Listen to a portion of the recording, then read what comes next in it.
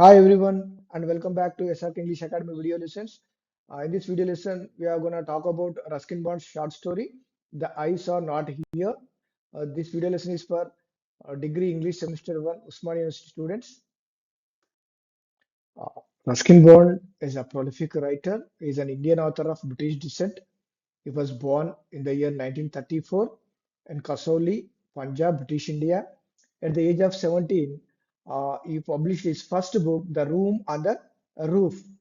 It won John Llewellyn Rhys Memorial Prize in the year 1957.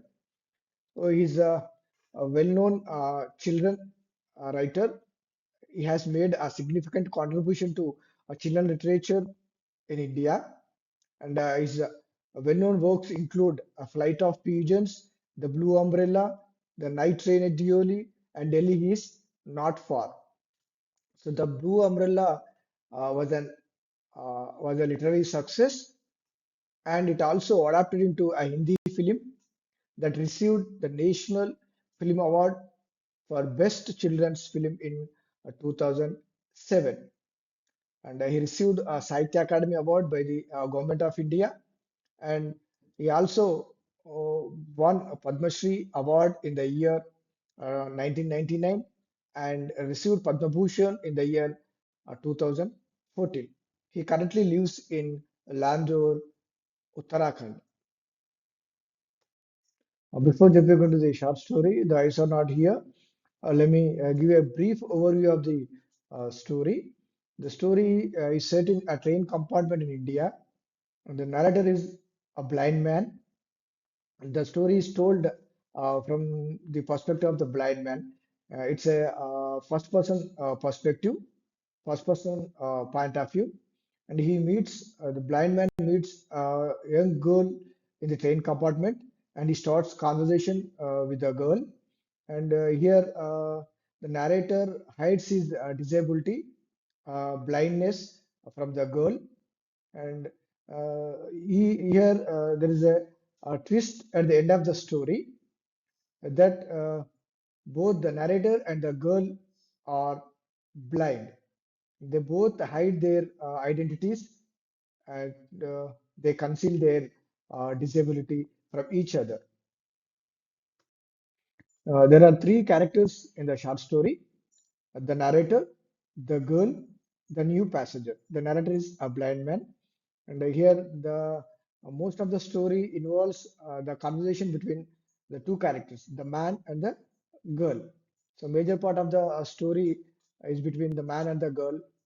And, the other titles of the story, eyes are not here, the eyes have it, the girl on the train. So the story is also known as with the other titles. They are the eyes have it, the girl on the train. Let's begin the story. A girl enters the train at Rohana in the same compartment as the narrator. Rohana is a place or a station. The couple who comes to see her off seems very anxious about the girl's comfort. So the couple probably are girl's parents. And the woman who comes to see her off gives her detailed instructions as to where to keep her things, when not to lean out of the windows, and how to avoid speaking to strangers. Then the couple say goodbye. The train starts. The narrator here he cannot see. He is a blind man. He cannot see her face. So, but he likes the sound of her voice and even the sound of her slippers. So the narrator pretends to be a normal sighted person and hides disability or blindness from the girl. So the narrator uh, hides his true identity. Yet the girl is going to Saharanpur to meet her aunt there, and the narrator is traveling to Dehra and then to Mussoorie. So then the narrator, the blind man, starts a conversation with the girl. Upon learning that the narrator is going to Mussoorie, the girl speaks about the lovely hills in Mussoorie, especially in the month of October. The narrator recalls his memories of spending some days in the hills covered with wild dahlias, flowers, sitting in front of a log fire and drinking a little brandy. So he recalls his uh, memories, the joyful days in the hills of Missouri. The girl asks him to look out of the window.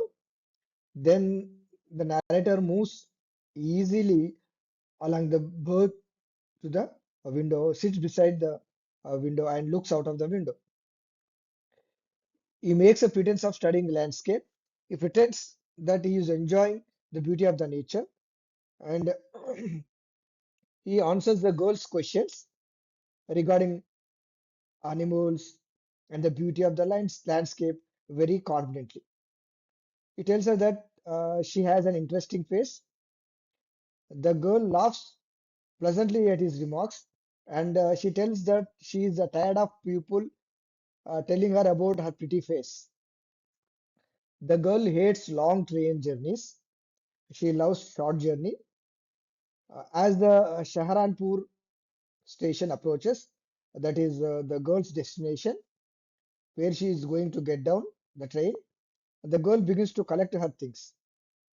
But the narrator is prepared to sit for any length of time, talking to her or listening to her, as he likes her voice very much. The girl, while getting down, stands very close to him, and the perfume of her hair is tantalizing. The narrator wonders if she wears her hair in a bun, if it is plaited, if it hangs loose over her shoulders, or if it is cut short. As the girl's destination approaches, she stands up and collects her things. When she stands up, she is very close to the narrator. The narrator wants to raise his hand and touch her hair, but she moves away. So, why the narrator wants to touch her hair? Because the perfume from her hair is tantalizing or tempting. So, the narrator wants to touch her hair. And then the girl gets off the train. The narrator comes back to his seat and sits before in front of a window, and he thinks about the girl who has just left the train. Then a new passenger enters into the compartment. He breaks the narrator's imagination, and he speaks to the narrator. I'm sorry, I'm not as attractive a traveling companion as the one who just left. So the new passenger replaces the attractive girl as a narrator's traveling companion. Now the new passenger has become his traveling companion, and the narrator asks the new passenger about her about the girl's hair, whether her hair is long or short, and then the man who enters the compartment tells the narrator that he didn't notice her hair, but she has beautiful eyes, but they are no use to her. They are sightless. So the narrator, listening to the words of the new passenger, narrator is shocked that she is also completely blind. The twist in the story is that both the narrator and the girl are blind. They both try to hide their disabilities, hide their blindness, hide their true identities. So that is the twist in the story. So both the narrator and the girl conceal their identities and their genuine selves from one another, implying that neither is at comfortable with themselves.